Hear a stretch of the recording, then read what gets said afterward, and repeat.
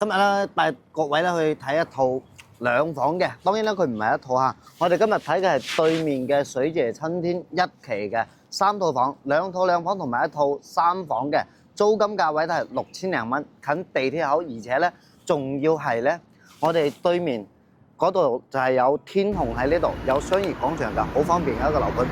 走，我哋睇片。就咁，其實我都唔知依家呢天氣咧係凍定係熱嘅。入咗室內咧，你唔着衫唔得，但係喺室外依家都覺得好熱。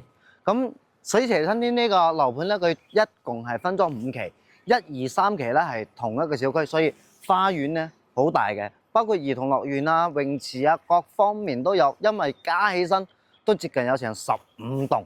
咁一期咧就係我哋依家呢一批啦，主要都係小高層，2梯4戶，總樓層先18層嘅。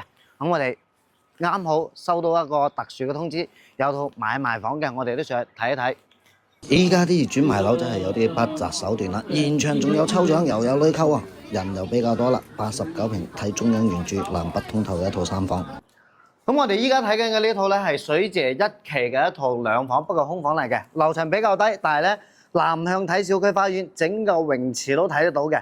咁我哋廣東人好定係香港人好，都中意水為隨嘅格局啦。咁我哋入嚟裏面睇下，嗱，其實好簡陋嘅一個空房嚟嘅。咁因為咧，我接觸咗唔少我哋喺香港翻上嚟嘅朋友，都係打算咧長期住嘅，所以租空房嘅人都會比較多。咁呢一套咧係2房，整個小區就算係配晒家私電器拎包入住嘅，都要去到6500蚊。咁我哋依家睇緊嘅呢套咧，租金係只要6000蚊可以搞掂啦。咁對於熟悉龍華嘅人嚟講咧，都好清楚嘅。水榭春天咧呢邊周圍嘅商業同埋小區門口都有佢嘅生活超市。咁對面咧中央原著，周邊綠化比較好。諗對面咧就係中航天日呢啲商業啦。